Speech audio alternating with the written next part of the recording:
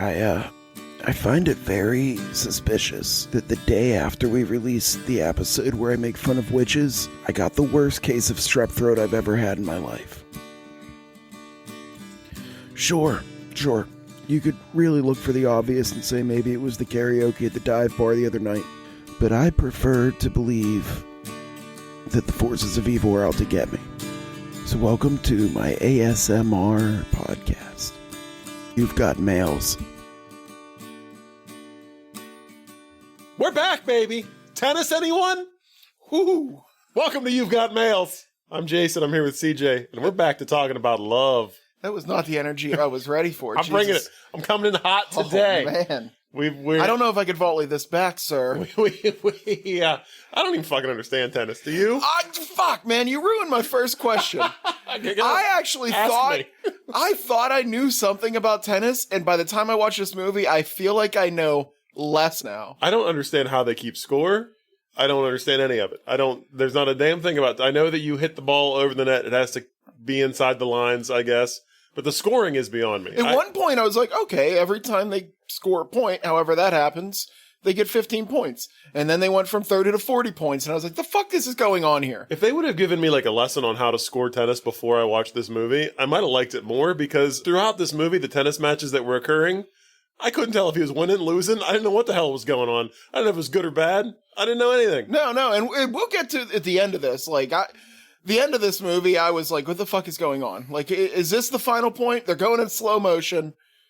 No, it's not. We got 40 more minutes of this game. I thought it was over like 15 times. Yeah. They were like, and this is it. He's serving for whatever. And then he'd serve, and then they'd be like, all right, here comes another one. It's fucking terrible. Yeah. All right. In case you hadn't figured it out, didn't listen to last week's episode, we're talking 2004's Wimbledon. I do know that's a place where they play tennis. I think that's a tournament where they play tennis. Shit. Fuck. I don't know. Is Wimbledon not a place? I don't know. I thought it was like the it name does sound like a British place, I thought it was right? the name of the courts. I thought that's where they played, was they played at Wimbledon Stadium. Like where are you going to get your McDonald's? No. You don't want to go to the east side. You want to go to the place down by Wimbledon? Yeah, that sounds right. Okay, it does sound like a place. I'm going with it. I'm pretty sure it's Wimbledon Stadium. Much like a line judge. I'm going to say this right down the middle, but I'm going with place. I hope nobody listening to this is a big tennis fan, because we're probably going to lose a listener over our lack of knowledge. My first note right here. I don't care for tennis. But this movie... I love ping pong, though. Which is kind of like fat guy tennis. It's just small tennis. Yeah. It's little tennis. It's like less movement. It's small tennis for big people. Yes! Let's talk about this movie, shall we? This movie centers around, and I thought this was very interesting. This is for sure a rom-com. Definitely fits the criteria of what we're doing here. Told from the male perspective for the most part. Like, this was not your typical, I don't feel like, rom-com. You're absolutely right. Yeah, Did not catch that. Well, it was a little interesting. But the movie centers on a fella named Peter something. Vision. No, his name is Peter Vision. Paul Bettany. This is a movie about Vision and Mary Jane Watson playing tennis. But Paul Bettany, his Peter Cox, I think is his name, if I'm not mistaken. All right, let's go with it. If that's not right, I apologize. I'm just going to call him Paul Bettany or even Vision. No, P. Cox is out here playing tennis, and we get like a nice opening monologue. We get a lot of inner monologue from Paul Bettany in this, which, again, it wasn't bad. I'm starting to have faith in the inner monologue again, because for a while there, it was ripping my soul out. I like it. Started over some very tasty beats. It did, yeah. This movie had some pretty good music that wasn't like real music. It was like made up beats for the... Yeah, I dug it. DJ Wimbledon was out there spinning some records. But he's given this monologue. We see him playing tennis, struggling at it, and just kind of talking about how he's on the decline. Like, he is ranked 119th. No, I'm sorry, he's 119th. And he used to be ranked as high as 11th. Like, he was a star tennis player. Never won Wimbledon, but, he had potential. He's done a lot more than anybody else probably is. You know what I mean? Like, he's no slouch when it comes to the tennis. This guy could be a pro anywhere in the world. Yes. But he is, life's starting to pass him by. He's getting a little slower. He's getting a little older. He's got a bad back. Join the club, Paul Bettany.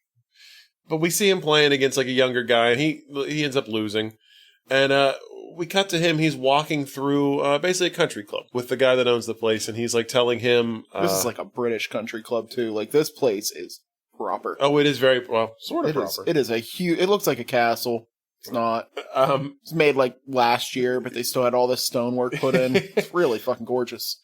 You know, the guy that runs the place is taking Paul Bettany on a tour, and he's interested in having him come in and be his new tennis pro, which this is a big step down for a guy that, you know, has played at Wimbledon, has been ranked. I think this is the natural cycle of it, though. Like, if you're a football player in America, like, you leave and you buy a used car lot. If you're a tennis player and you leave the sport, you go to become a pro and you sleep with wives, right? I think, yeah. Not your wife.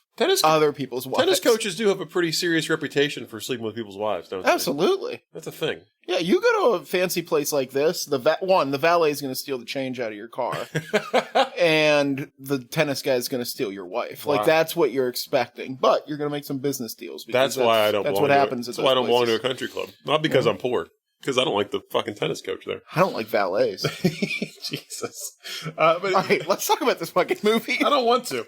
They're walking him. You know, he's walking him through the country club. We meet some like saucy old British ladies who are clearly kind of revved up about Paul Bettany's character being the new tennis coach. Not enough of these ladies in this movie. There wasn't. There's a few good cuts to them. But the one lady says, "I can't wait to give you a peek at our ground strokes." Yeah. Which I don't even know what the fuck that means. I'm sure it's tennis related, but it might not have been. There were some Spoiler dirty alert, it wasn't. There were some dirty old women, though. But Paul Bettany basically agrees to be like the tennis pro. He does have, we found out, though, somehow a wild card entry to be at Wimbledon. Like, he actually gets to be in the tournament. He's got no shot of winning. Like, I'm not even sure how he got in it. But he's going to go and at least give it, like, one last try. Then we get more of a monologue from him. He's on his way to his parents' house, and he kind of says, like, people, like, don't get good at tennis unless they have a few things. And he talks about, you know, not having to be hungry. And then they show his parents' house. They're clearly well off. Yeah. And then he says, and also having supportive family. He's like, which I do not have. And then we get to meet his family, who, honestly, they were a delight. I fucking loved his family. He walks into the house, and he's talking about his parents and, like, his monologue. And you hear, like, some moaning and groaning coming from upstairs. So you think that he's going to walk in on his parents having sex. He goes upstairs, and it turns out to just be his brother riding, like, a stationary bike, watching the director's cut of Deep Throat. Not sure. Wait, you could figure that out just from the audio? He says it. Oh, does he? Yeah, he's like, oh, you're watching, what are you watching? And then he tells him, he's like, he makes it sound like he's proper, because when you're a British guy watching porn, you know what you're watching, who directed it, you know all the things. You're watching it for the art. I have arrived. You're watching it for the art. Yeah, it just led me to questions as like, how do you ride a stationary bike with an awkward boner? Fuck! Okay, I was trying to figure out how to say it. Like, I mean, there's no good way to get around this. It was the first thing that came to mind for me. Yeah, like, I don't think it'd be awkward. You put on porn, you're looking for the erection. Oh, yeah, that's true. You're not looking for a stationary bike. It's awkward if you're riding a bike, though. Like, I don't see absolutely. how... Yeah, a banana seat just isn't feeling the same. You get me on a bike, I'm trying to figure out how to get blood to my brain. Like, it is... Good Lord. And also, the brother. James McAvoy. How long did it take you to realize it was James McAvoy? Oh, it was immediately. Not for me. It's from the audio of Deep Throat. I was like, oh, that's James McAvoy. It was 2 or 3 scenes until I actually realized who he was. Because is he wearing like a bike helmet, or he's wearing like a bicycle hat or something in this scene? He is. Like, he's on a stationary bike, like dressed like he's fucking riding in the Tour de France. Yeah. Which also, it's a lot of spandex for porn. Like, that's gotta be uncomfortable.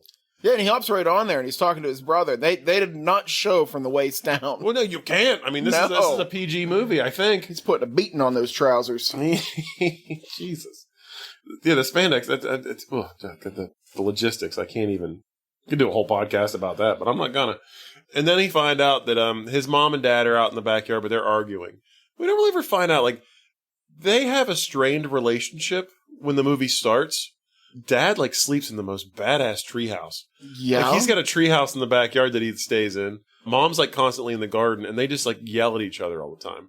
But there's no real reason for it. Like, I didn't really understand. If I owned a badass treehouse, the strain on my relationship would be that I'm sleeping in the treehouse. I'd be starting fights just to be in that treehouse. Yeah. But he does talk to his parents and lets them know, like, he's going to Wimbledon. He also kind of makes a comment to the brother about how they're not invited to watch. Like, they don't come to see any of his matches. And it sounds more or less like he doesn't want them there. It's not that they don't want to see him play or that they don't take an interest in his sport. It's more like he's kind of like blocked them out from He doesn't want them to see him choke.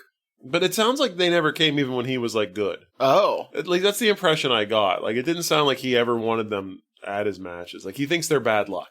But, you know, he's on his way to whatever part of town Wimbledon's in. I don't know.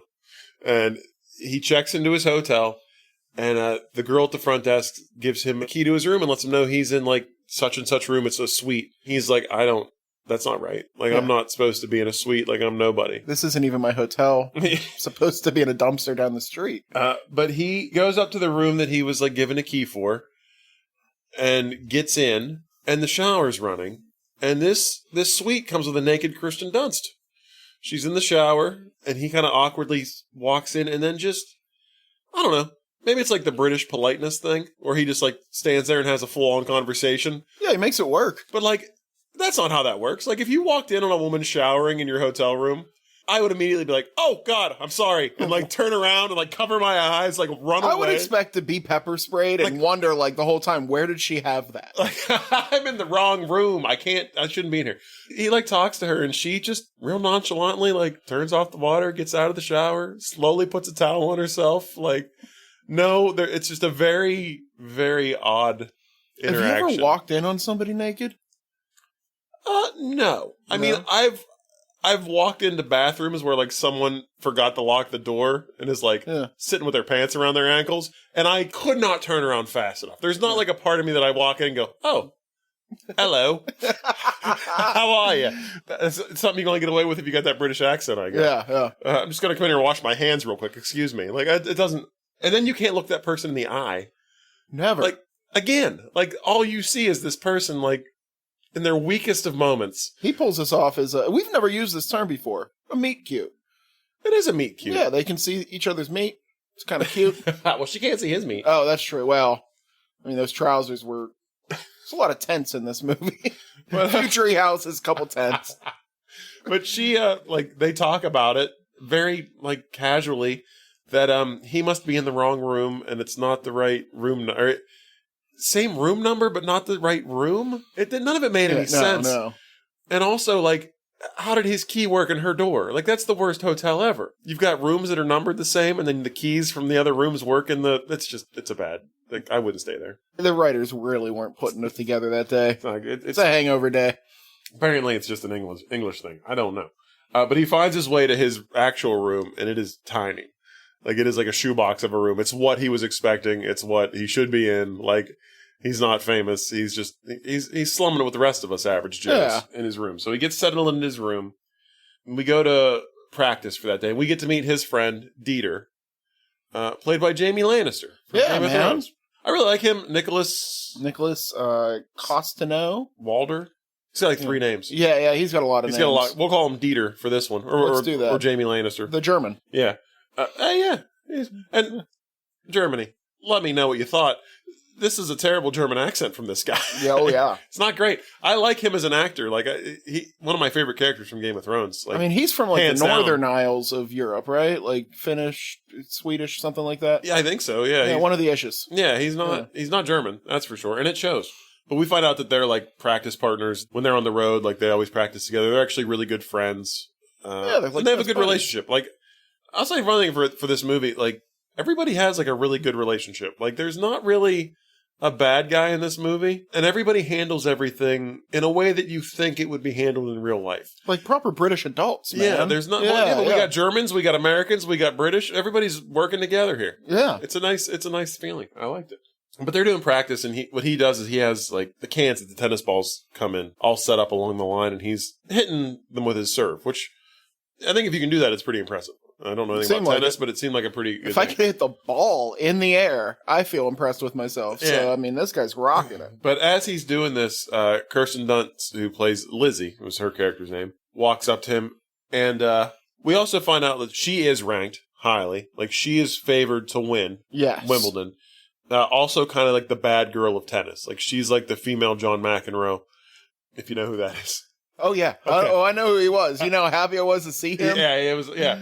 That's how great John McEnroe is that I can't stand tennis, and this guy transcends the sport to the point where, like, you see him, you're like, fucking McEnroe. Like, yeah, he's there great. he is. Because, like, I just like the fact that he was an asshole all the time. Like, that's really what I liked about him. And that he's totally turned it around and just be an awesome, like, figure. But makes references to the fact that he's an asshole constantly.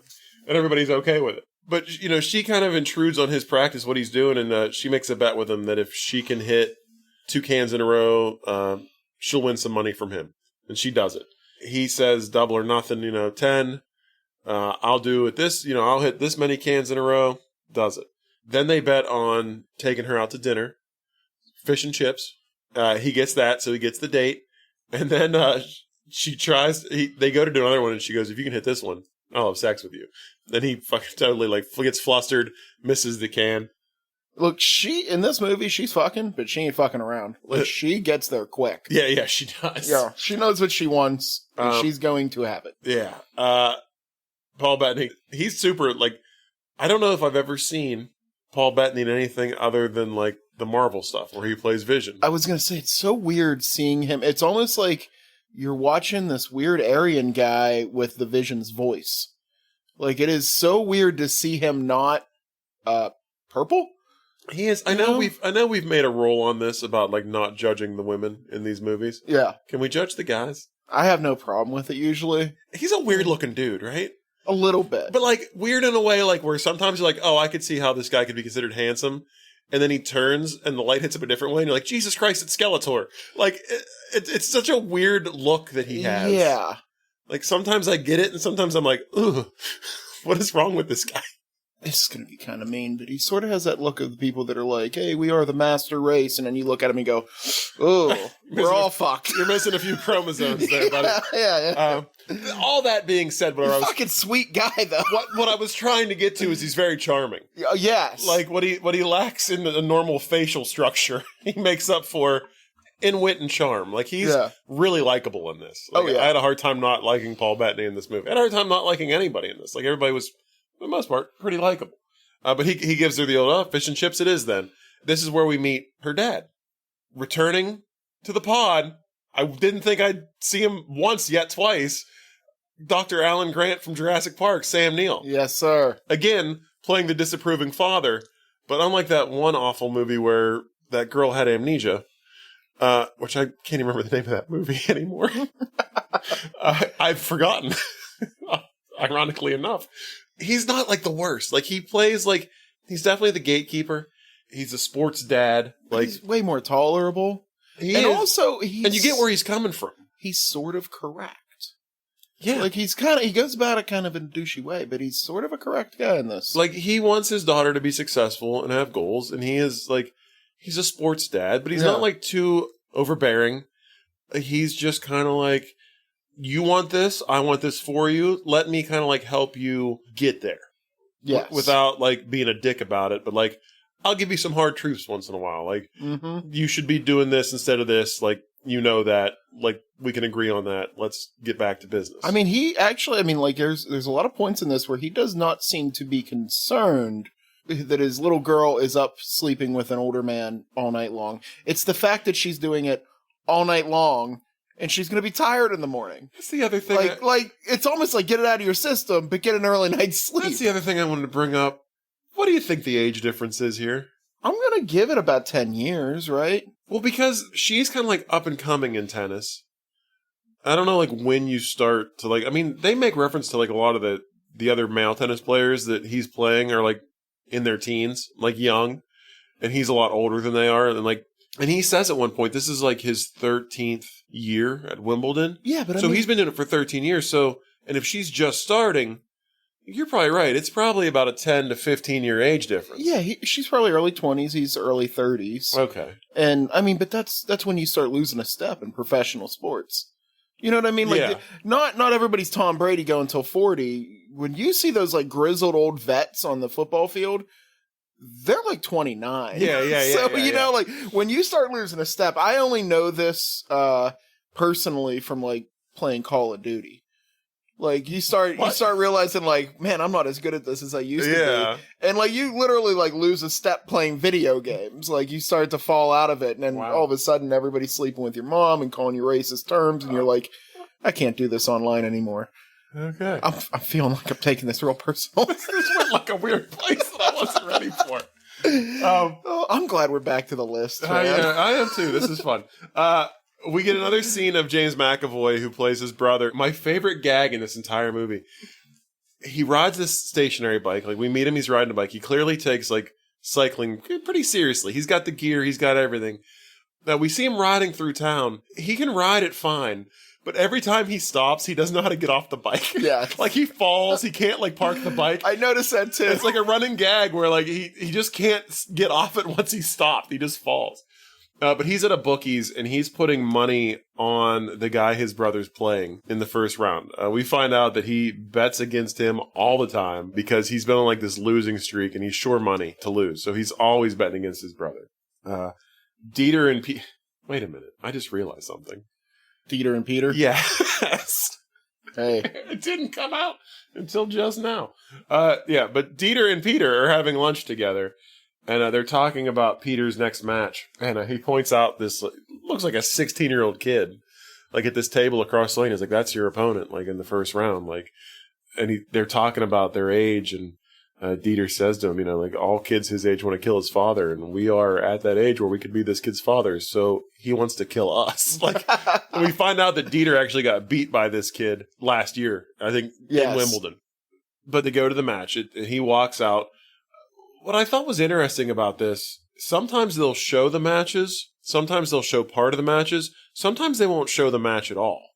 So this one starts, and I think he actually, like, and I don't know tennis, so I apologize, but, like, the kid is serving, and he, I guess, like, breaks his serve and kind of takes control of the match. And at that point, we cut to his parents' house, and they're both listening on the radio. Mom's in the garden, Dad's up in his sweet-ass treehouse. And they're both kind of, like, the mom's pretending like she doesn't care. Like, she doesn't want anybody to know she's actually listening. Like, she's, for whatever reason, plays off his whole tennis career like it's not a big deal. Yeah, she, like, tries to be cold, but she's not really. Yeah. And then Dad's up in the treehouse. And you hear Dad, like, cheer and come out, and he says he beat him. Like, he won. Yeah. So you don't actually see him win. You find out, and we do this a lot, where we find out from other characters how the tennis match went. Yeah. Which I thought was kind of a neat thing. Well, because I didn't want to have to sit through, like, because there are, like, literally, I didn't keep track, but I think there's probably, like, maybe 6 matches that he has to go through. I gotta say, but you know what? Like, the amount of special effects and crazy shit that happens during these matches, the way they film them as if it is a completely different movie, they probably couldn't afford to put more matches in this. Here's a fun fact I came across that I think speaks to that. They tried really hard to get everybody to look like they could play tennis professionally. Wasn't that easy. So they digitally put all the balls in. Like, they would swing the racket, and then they would add the balls to the match. So maybe that's kind of like if Deep Throat was filmed today. You'd have an editing team, like an anime. Digitally adding the balls. Yes. Son of a bitch. But yeah, so that might be why. But he wins his first match. He wasn't supposed to. We cut to his press conference where there are literally like 3 people. Like, nobody even cares, like, about this guy at all. So he's doing his press conference. I think you skip the fact that right before this match, they sleep together. Like, we've danced around it. They haven't yet. Oh, just meeting her. Just meeting her and, like, flirting with her. They haven't yet. This comes next. But they have his press conference, and no one really cares. Like, they're all kind of talking. He's very charming. He's very good with the media, but nobody really gives a shit because he's nobody. And right as he's about to, like, make a big announcement, he announces to everyone that he's going to retire after he loses. So, like, he's going to play out Wimbledon. First match he loses, he's just going to be done. Nobody cares. This, like, who I can only refer to as, like, the Jonas brother of tennis, walks in, like, this young kid with, like, floppy hair and, like, good looking. He's like the big tennis phenom. Like, he's the guy that's favored. He's like number 1 seed. Like, he walks in, and all of a sudden there's like 30 reporters. Like, they're just swarming this guy. All the reporters from the press conference get up, don't care about Paul Bettany anymore. And that's kind of it. Like, we find out that he's going to retire, but no one else heard or cares. Yeah, nobody gives a shit. He gets back to his hotel room, and this is where there's a message on his voicemail from... This is where it starts. Yeah, Lizzie, reminding him about the fish and chips dinner. And he's kind of like, oh, okay. I didn't think that this was actually going to happen. He tries on several pairs of underwear. Like, there's a whole underwear montage. Did you like that Paul Bettany montage going on there? Yeah, man. And he ends up, like, deciding to go commando. I'm pretty sure at one point I saw his butthole. Really? Yeah, I mean, I wasn't gonna rewind and go and see or clip by clip, but like, they get pretty graphic with the butt. Okay. I didn't notice. I might go back and rewatch this because I'm curious.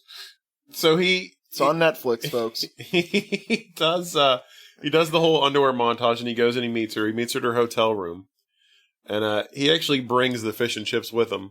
Smart move if you're Paul Bettany. He just like, let's have dinner in. You know what I mean? Like, he wasn't messing around. But she's like even more like, she's like, you know what? Maybe later with the fish and chips. What's your opinion on fooling around before a match? And he's like, I don't know. I haven't really done the research. And she's like, well, maybe we should fool around and find out and like see, you know. And he says he's open to like trying things out. So basically, they just have like a night of sex. He's just a booty call at this point. Cut to his next match, which is the day after. And clearly they have stayed up all night because he is exhausted and losing badly. He starts out down. We see that Lizzie has actually come to watch his match, and he kind of notices her in the crowd. And this kind of gives him the oomph. He perks up. Yeah, to get things done. And he actually beats this other guy, so he's made it through like the second round.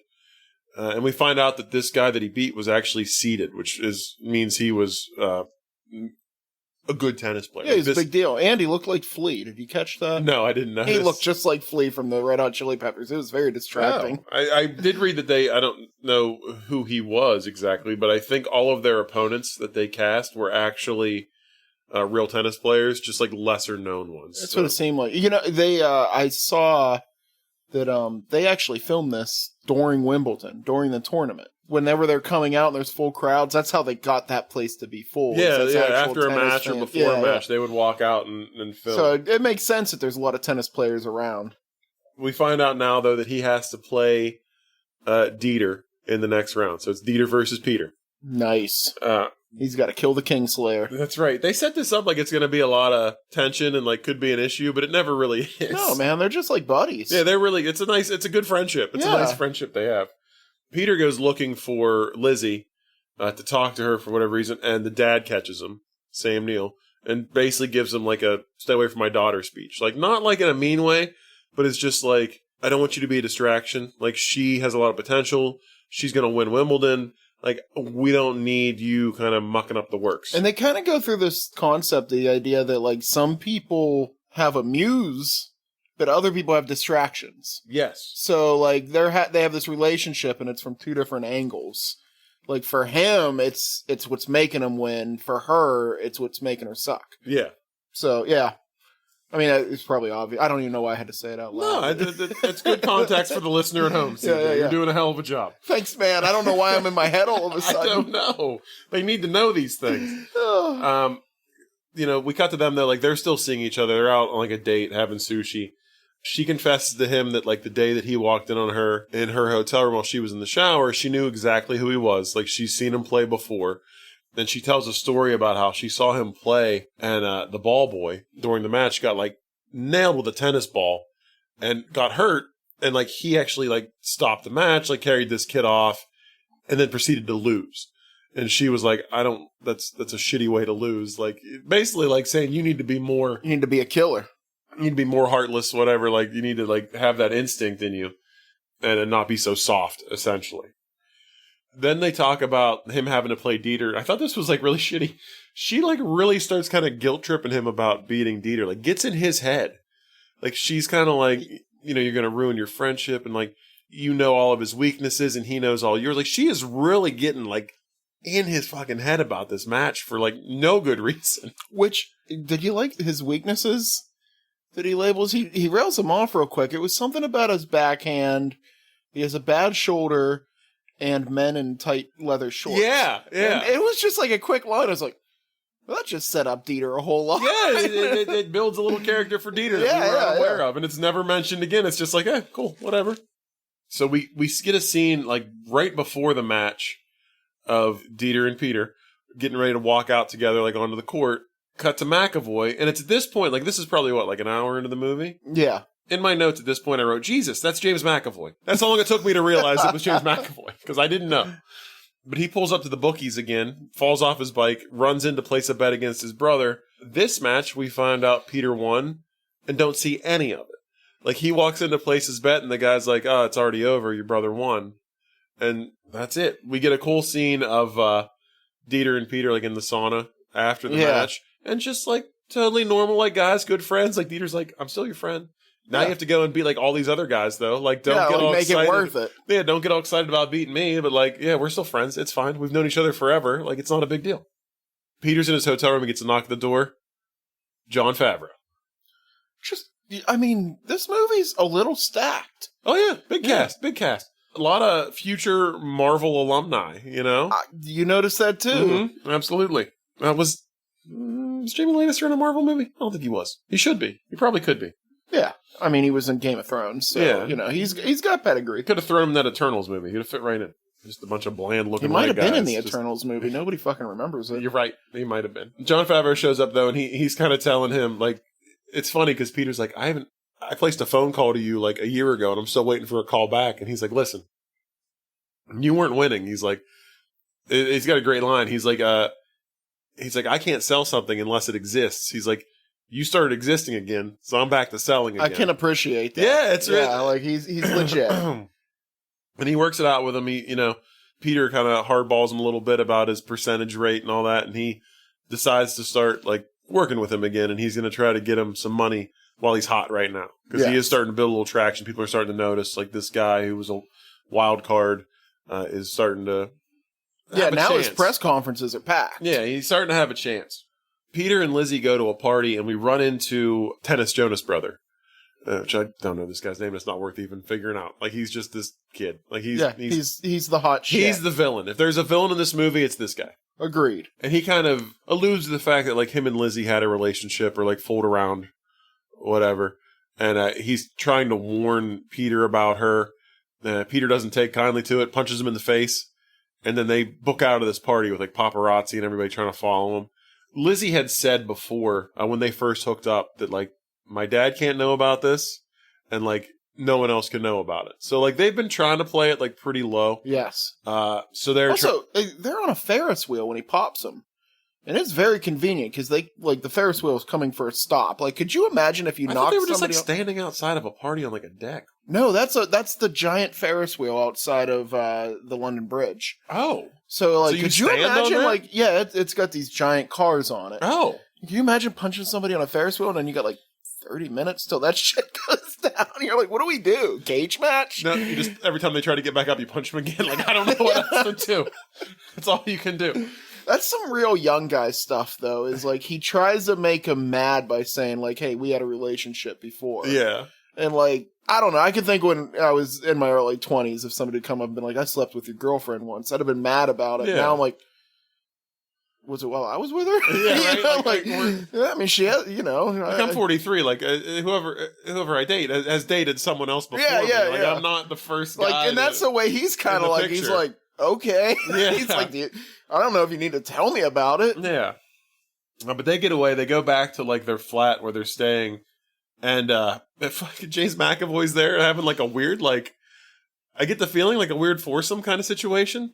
Like, he had met a girl. Yes. He had met a girl at the bookie who, like, we see is, like, knows who his brother is and is, like, kind of interested in him because of who his brother is. And he's using that to his advantage. And they all show up and stay at Peter's place. And it's like, at first he walks in, it's just, like, him and the girl. And then, like, another girl pops out. And then this guy pops out shirtless with a pizza. And, like, he shoos them all off. Not before, like, the girl takes a bunch of pictures of him and Lizzie together. Yeah, it seemed like a fun party. He shoos them out, and then McAvoy pokes his head back in and basically just gives his brother, like, pretty solid heads up, like, you might want to wash those sheets. And then ducks out the door. Oh, that's great. That's some real brother shit right there. Yeah. I got a little fuzzy as far as, like, where they went from here. Like, I guess they stayed in the same place, but, like, it felt like they were in a different part of town.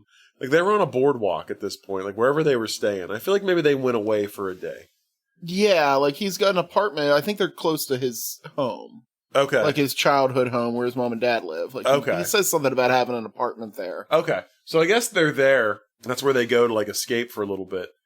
And they do, like, they have, like, there's an exercise montage where they decide to go out for a jog together. Sure. And they run 10 miles, which sounds fucking terrible. Like, that sounds gruesome, especially, like, I mean, they're basically alluding that before and after this, all they're doing is having sex. Yeah, yeah. And like, to me, that would have been the exercise. Yes. You go for more than 15 minutes, you might as well count that as your steps for the day. Oh, yeah. But I mean, I'm the kind of guy, like, if you told me that I had to run 10 miles or die, like, I would probably just lay down. I'd be like, okay, I had a good run.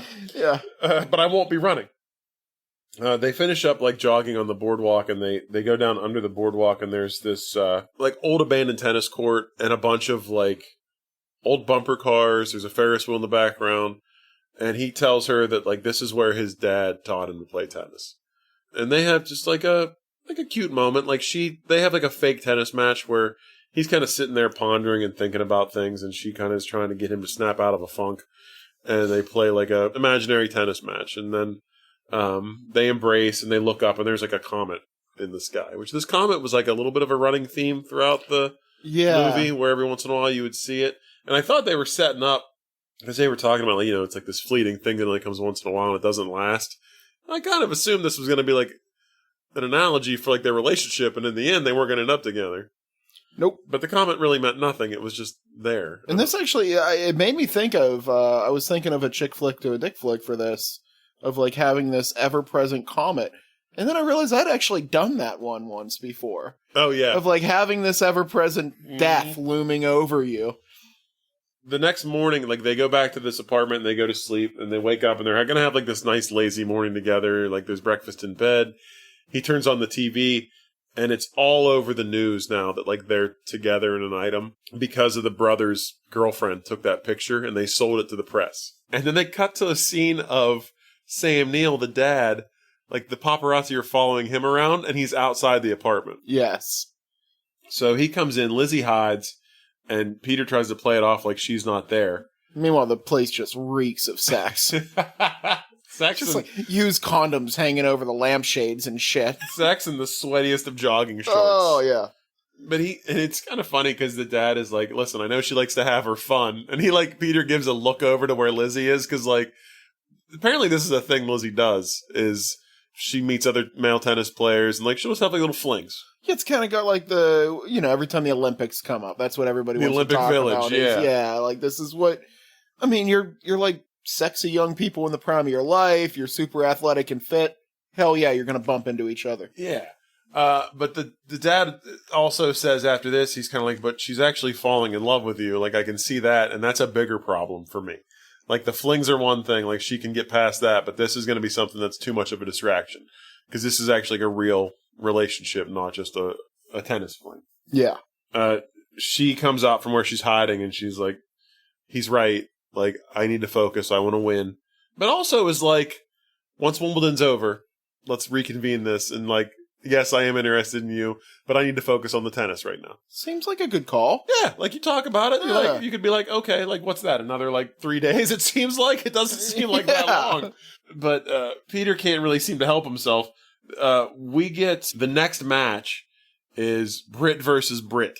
Where this other guy is also ranked. He's like supposed to be like one of the best tennis players.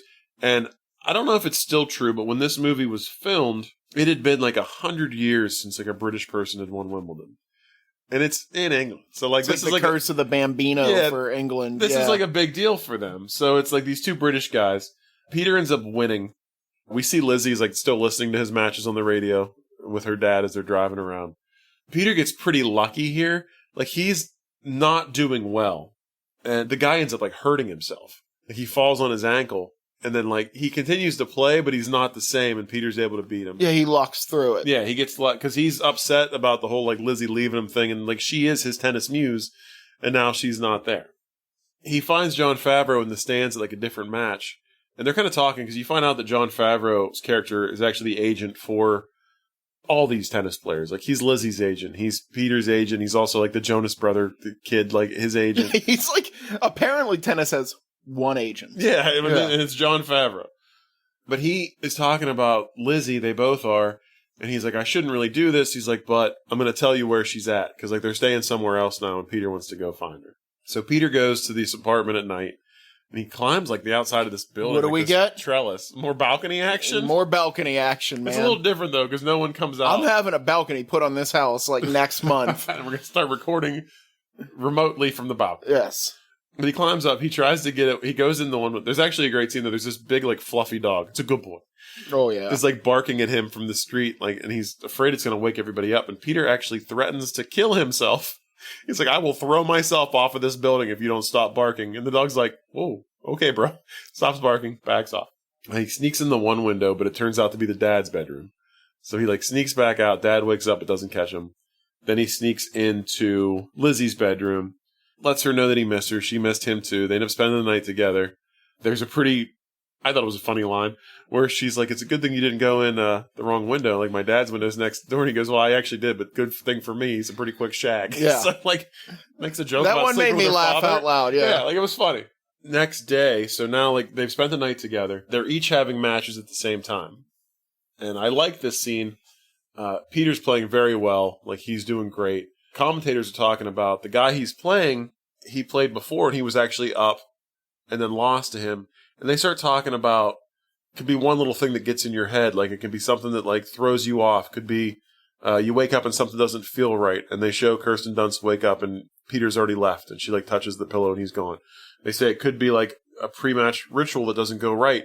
And she's, like, smacking her racket around and the string breaks. And she walks into the arena, the stadium for her match. And there's some guy holding, like, a picture of Peter's face over his face, like, yelling at her. And it just totally freaks her out, like, flusters her. And she ends up losing her match while Peter goes on to win his. So it's kind of this, he's on the way up, she's not doing too great. And Wimbledon, apparently if you lose, you're out. You're done. Like, this was it for her. Like, if she loses one match, she's done. So her dreams are over for this year, at least. We did get a cool scene, which I don't want to miss. Mom and Dad have become increasingly invested in Peter's matches as they go. Yes. And after he wins this one, they kind of make up and reconcile and kiss. And it's a nice moment. Like, we see Mom and Dad are, like, back mended. We get a fight between Lizzie and Peter in her hotel or apartment. The implosion finally comes. Yeah, we get an implosion, and she blames Peter for her losing.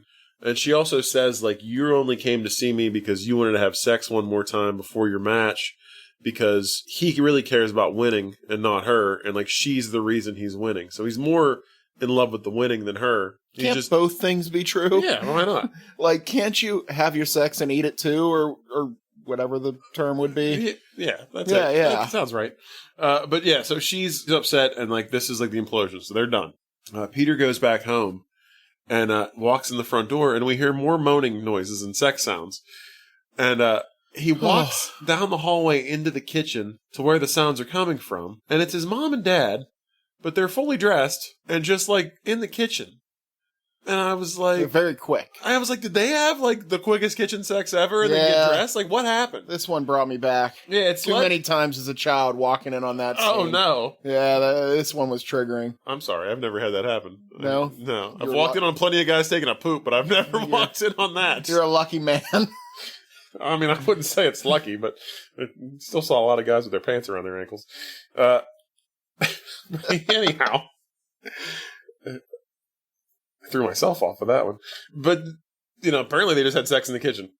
But he's back home, wanted to see his parents. He actually wants them to come to his match. Like, this is like the family finally coming together. Mom and Dad are back together and happy. He wants them to be there. Him and Dad have a nice heart-to-heart where the dad tells him, like, I know we don't always seem like we're that interested in what you're doing, or, like, we may not have been the most supportive, but, like, we're so proud of you, and, like, you inspire us, like, with how good you are and, like, what you do. Yes. Now that you're doing well, we love you. Yeah, very nice. So now we are pretty much the day of the final match. This is like the Wimbledon Championships, whatever you call them. This is the final match. The one where they let you do it indoors. Yeah. Is it indoors? There's a cool shot where they show the stadiums, where there's, like, the indoor big stadium, and then there's the medium size, and then there's, like, the little offshoot courts. Yeah, I do know there's several courts at, like, wherever this, I'm assuming Wimbledon Stadium. I could be wrong. Maybe it's, what's Wembley Stadium? I don't fucking know. We need to research. We need to do better. Nope. I refuse. All right, good. But the morning of, he's doing a TV interview, and he basically apologizes to Lizzie. And it's like a real nice heartfelt thing. They're at the airport getting ready to leave, Lizzie's dad and her, and he sees this on the TV, and he wants to, like, it's touching to him, too. Like, he's like, this guy really, like, cares about my daughter. They should be together. Like, I don't want to, like, fuck this up. Like, I want her to be happy. Yeah. Even though she didn't win. He goes and finds her. And she's actually like watching it on like a little like portable TV this kid has. And that's all that we get. Like we get to see them, like get to hear Peter's apology and kind of like I thought we were going to get an airport run.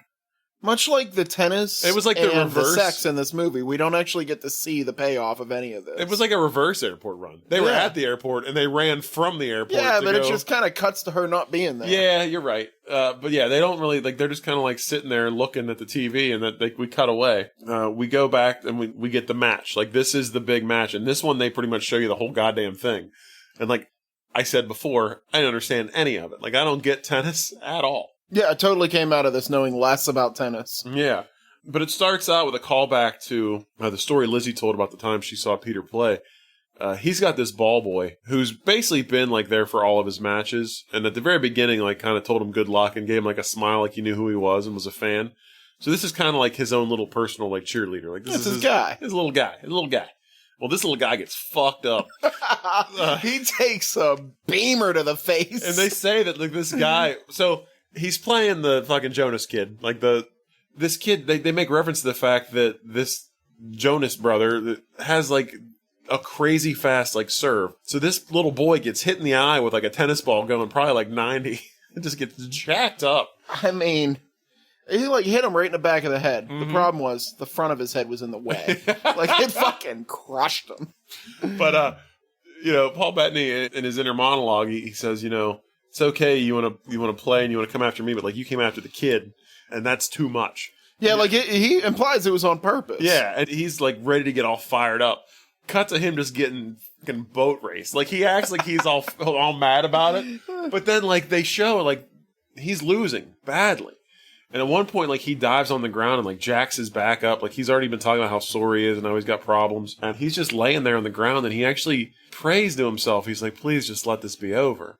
And all of a sudden it starts pouring down rain. So he's just sitting on the court and like his I guess like I don't know who the guy is. Like some guy comes out and is like, and he's like this guy that's always like carrying his bags and stuff. Like his doctor, his wingman, like his court wingman. Yeah, this guy just showed up like half through the movie and I didn't know who he was anymore. Yeah, they don't really explain it at all. No, but he's like, get off the court and come inside. So he goes into the locker room and Lizzie is there.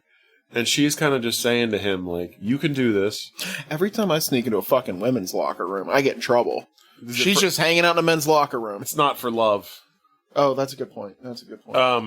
He goes in and she gives him like a pep talk, tells him she came to see him. They reconcile. And then she gives him like all this, because she fooled around with this guy, like this other kid that like he's playing. So she knows a lot about his tennis game. And she basically gives him a lot of inside information. So when we go back out to the game once the rain's over... It'd have been great if she was like, yeah, he's weak on the backhand serve. He bounces the ball twice before this. Also, like, 3.5 inches? Like, bro. Curves to the left? Yeah, curves to the left. Wait, that's not for you. But he goes back out and we get his inner monologue again where he is... like, okay, if he does this and this, the ball's going this way. And he starts beating him. And he comes back from, like, I think he was, like, 2 down. I don't know how tennis works. Like, 2 sets. Dude. It's like sets. This is where it got confusing. Like, I felt like I needed to send this one out to NASA to come back with the math on how this was working. I didn't get any of it. But long story short, like, it goes back and forth to the point where Peter is serving and he has a chance to win. And at one point, he, like, serves and everybody thinks he's won. And, like, the crowd goes wild. And the line judge, like, calls it out. And everybody in the stadium is booing. The announcers are saying, like, it was clearly in. Like, he got screwed. And a great line from McEnroe. He's like, if that was me, I would have burned this place to the ground. Yeah. Which, truly believe. Yeah, I do too. Peter goes up and screams at the line judge, and they send him back. And then all that, basically, just for him to come back. And they volley back and forth a few times where it gets, like, real close. Like, a lot of, like, diving, a lot of, like, running and grunting. And Peter wins. And it's a very nice moment. He runs into the crowd. He finds his parents first, hugs everybody. And then he goes and he finds Lizzie.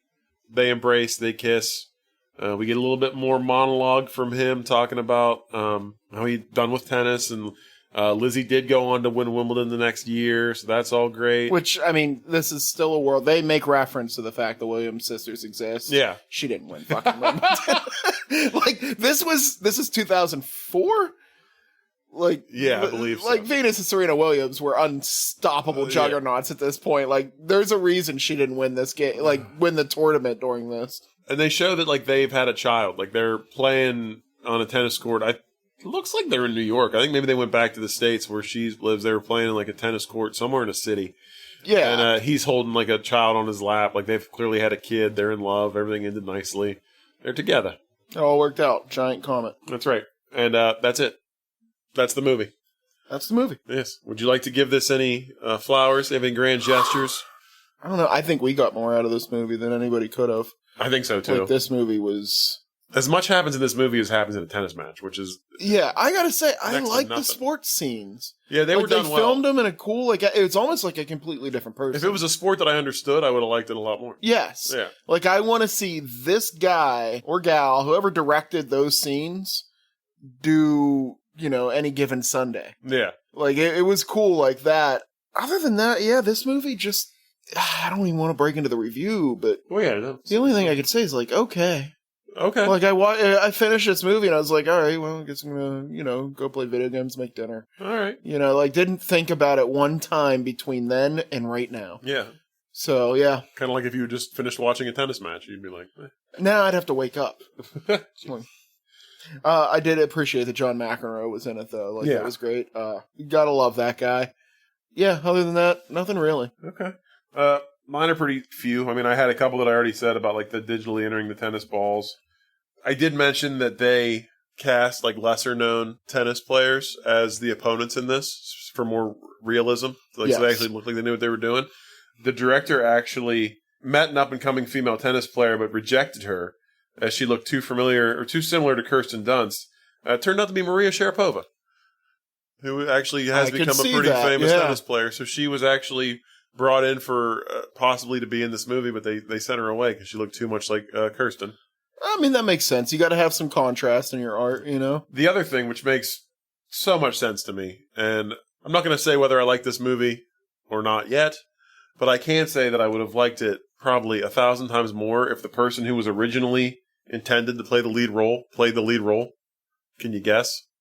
Nicolas Cage? Hugh Grant. Wow. I guess 2004... He'd have been probably He might have been around Bettany age. Yeah. Yeah, I guess I could see that. Hugh Grant, I mean, I know he's like a fit proper dude, but he seems a little doughy just in general. Like, I don't picture him running back and forth on a tennis court. He was pretty skinny in 4 Weddings and a Funeral. Like, I feel like okay. Yeah. I feel like he could have got whipped in shape for this. All right. I could have seen it. I just like Hugh Grant. He's just such a charming son of a bitch. I don't know. I like him a lot. You son of a... Yeah. But that's it. You want to chick flick it to a dick flick it? Yeah, man. I had options on this one. Mm-hmm. Like, there was the giant comet option. You could just go off of the superhero. I mean, we've got Mary Jane. We got The Vision. We got Jon Favreau. We've got James McAvoy. We've got Sam Neill. Like, this movie, we even got Captain Beard from Titanic. Yeah, he plays the dad. Rest in peace to that guy. You could have aimed at that any direction. I'm going with, so he punches a guy out at one point in this movie. He does. And then not too long afterwards, they go to this weird abandoned tennis court and they play air tennis, where there's, like, abandoned bumper cars everywhere and stuff. I wanted them to get jumped there. And he has to fight his way out of it. And then he loses, but he meets John McEnroe, and I want him and John McEnroe to start a fight club. Like, she continues to win, but now she's his muse. And then I even had another one after this, where she's his muse, of course, and that's the whole point of the movie. What if she was Jason Mewes? From Jay and Silent Bob. Why? So it's not her love that's making him win. It's his weed. He's just selling him drugs the entire time. And he's trying to hide his drug tests and everything. That's the problem with the movie. What? I don't know. This one went on a real train of thought. I mean, you put Jason Mewes in this movie, I'm going to like it infinitely better, I'm sure. Get Silent Bob in there. I like it. He can play the agent. Oh, man, there you go. Smith in there. Yeah, he's just miming like 10%, holding up 10 fingers, and then he's like, nope, 5. And then at the end, he talks and gives like this, you got to get the girl, man. Like, absolutely. His inner monologue. Yeah. All right, that's my full rambling on this one. I went Comet. I had to go Comet. You had to go Comet? A Comet, but it's not your average comet. You think it's a comet. It's not a comet. Let me tell you what it is. So Lizzie, it's alluded to that she has flings with the different tennis players, correct? Okay. So she's like running through like all these tennis players, all these like top athletes, because she's collecting specimens. She is actually from another planet. She's an alien. Are we talking species? No, I said the word species, but we're not talking the movie Species. Oh, okay. That comet is actually the mothership. It's kind of like circling, waiting to pick her back up, because she is actually out there collecting DNA from all these like top athletes to make like a superior race of tennis playing aliens, right? And then they come down, they go up in the spaceship, they make this whole thing, they make the superior alien tennis players. We got a Space Jam situation on our hands. I was hoping you were going this way. These tennis playing aliens come back down to Earth, and they have to assemble like a ragtag team of like professional tennis players from Earth to play the alien tennis players. It's the battle for Earth. Like, if we beat them at tennis at Wimbledon, the Earth is fine. If not, they eradicate all of us. We get McEnroe playing the Bill Murray role. Yeah, but McEnroe comes out of the booth, man. He's playing. Absolutely. We get the Williams sisters in there. We get Andre Agassi. And I have, at this point, exhausted my known tennis players. There's a Nader and Billie Jean King. I don't know if she's still around. I don't know. We get CGI in there. Yeah. We get Maria Sharapova in there. And obviously, like Peter. Nice. We get Peter in there. Dieter. Peter and Dieter. They're going to beat her. Well, I know it's not a competition, but you won. Oh, thank you, sir. All right, that's mine. Let's Nick Cage it. Oh, he's got to be the ball boy. Yes. I mean, especially when you contrast him, like, you have the lineup of all the ball boys, and he's like, I want that one. It's just a full-grown-ass Nicolas Cage. Yeah, little short shorts. And yeah. Undersized shirt. Mm-hmm. Also, did you notice, this is beyond the point, but anytime the ball boy gives him a ball, he gives him like 3, and he puts them in his pockets, and I can't imagine running around in these shorts with tennis balls in my pocket. I think that's a tennis thing. Yeah, seems a little odd, right? Yeah, I mean, it seems easier than riding a stationary bike with a boner and spandex, but what do I know? I mean, I guess I got the rest of the night. I'm gonna see what's going on. All right, well, speaking of riding bikes with boners, I'm going to connect James McAvoy to Nicolas Cage. This one was pretty easy. James McAvoy was in the movie Wanted. It was about the assassins based on the comic book. There you go. Also starred Angelina Jolie, who was also in Gone in 60 Seconds with our guy, Nicolas Cage. Those weird little dreadlocks. What a movie. Yeah, that was a weird little movie. Yeah. All right, let's rate it. You want to go first? I don't want to give this the same score as The Craft, but I'm going to go 2 instead of a 2.25.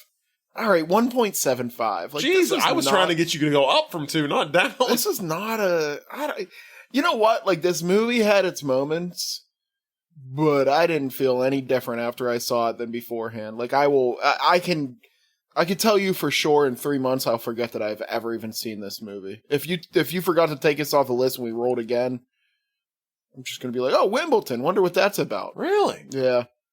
Even for the star power it had.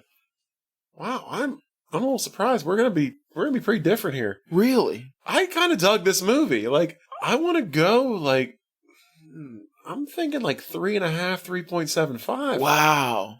I really like the performances. Like I said, I thought Paul Bettany was super charming. They had a good relationship. Like, everything about this felt real to me, which I look for a lot in these movies that we do, is like, does it make sense? And like, is it handled in a way that like a normal human person would fucking handle these situations? So I thought the story itself, like, I was actually invested in the love story. Like, I thought they were good together. I thought they belonged together. I understood why there was friction, but I was glad to see them overcome it. A lot of it made me laugh. Like, I thought it was funny. I don't like tennis. If I can put a tennis court in my backyard and start up a game, I'd draw the blinds. I might call the police. But this movie, I would watch. I don't want to say I'd watch it again, but I didn't hate it. Like, if it was ever on in the background, I'd be like, oh, Wimbledon. Yeah, I guess. I like this. I guess, yeah. I mean, I don't actively hate this movie. It's just, I just kind of dug it. So I think I'm going to go 3.5. For all the reasons I said, the performances were good. I like the story. I like the relationships. I thought all the supporting cast was great. The Dieter was good. Sam Neill was really good as the dad. Like, I like the fact that he didn't just play that like same douchey dad that he played from that movie I can't remember the name of. Like, he had good reasons for what he was doing, and he also had like his daughter's best interests in heart. And he ended up turning around at the end and being like, "You guys belong together. Like, this guy makes you happy. Be together." His parents were really enjoyable. The dad especially played, like you said, Bernard Hill, the captain from Titanic. For sure. R.I.P. that guy. McAvoy was funny in like all the scenes he was in, even though I didn't realize it was him until halfway through the movie. I mean, he didn't even get his name wasn't even in the opening credits. Yeah, I think that's why I didn't realize it was him either. Like, I think if I would have saw that prior, I'd have been like, oh, there he is. But it took me a while. Yeah, for sure. But no, I enjoyed it. It wasn't the worst we've seen. I can definitely say that. Oh, absolutely. And like, I had a good time with it. I do feel like it was, I always talk about run times, like an hour and 40 minutes, which is usually sweet spot for me. There was a point in this movie where I thought it was almost over, and I looked and there was still a half hour left. So the pacing wasn't great. Like, I was like, all right, let's speed things along here. Like, so much has happened already, and it's not even like almost over. So like, let's just get on with the fucking tennis here. But yeah, 3.5 for me. I dug it. I didn't hate it. I enjoyed it. I'm gonna ride your wave. I'm bumping it back up to a 2. Oh, hey, all right. It's gonna be a 2. Okay, I like it. All right then. Well, I'm glad I could sway you. Nice. Should we pick another movie? Yeah, man. Am I glad to be back on the list? I've got the list brought up here, and we are at 187. 187.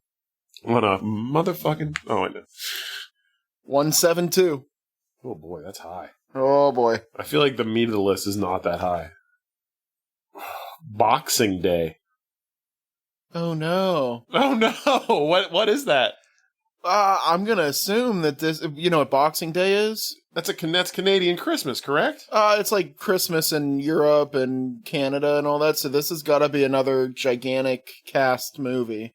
Melvin, a British author in America, goes home to London for Christmas with his fiancée Lisa. She meets his eccentric family, and their relationship is tested as she discovers his old world. What? Buddy, I don't know. I don't know a single person in this movie. Nobody looks familiar to me. You're wondering how this even got on the list? I think this one guy might have been in Lock, Stock, and Two Smoking Barrels, or like Snatch, because it is a British cast. Oh boy, yeah, I don't know, but holiday romance. Hey, I mean, last Christmas week you had never heard of early. Wimbledon and 3 points, whatever you gave it today. I mean, I will say, if you look at the poster for this, it very much has like a Love Actually feel to it. Like, it's all the little boxes and different people in each box. All right. Who knows? Maybe this one will surprise us. Happy Boxing Day, CJ. Happy Boxing Day. All right. Well, until next time then, when we watch whatever movie that was we just picked, please follow us wherever you get your podcast, like us, subscribe to us, give us a 5-star rating. If you think we're worth it, which I don't like to boast, but I think we're doing all right. Yeah, we do. We do all right. At least like a 4.5, something. Give us a positive rating. It'll help us out a lot. Also, you can check us out on Facebook. You've Got Mails. Follow us there. We always post up the new movie every week and let you know what's coming. CJ makes a sweet, sweet meme for you. And email us. Come on, Germany. What'd you think of Dieter's accent? I didn't like it. You'd know better than me. Come on. Anyway, give us an email. you've.gotmails@yahoo.com. And let us know something. I mean, how do you feel about tennis? I know I hate it. I like John Mack. How about you, Las Vegas? Yeah. All right, but yeah, so until next time then, when we discuss Boxing Day, stay romantic and don't be shitty to each other. This could be a good one. It could be like It's All the Boys I Loved Before. It could be like a surprise, like a sleeper hit. Let's see. We weren't expecting. I think that one was a sleeper hit that we just didn't know about. Oh, yeah, it's possible. We are middle-aged white men.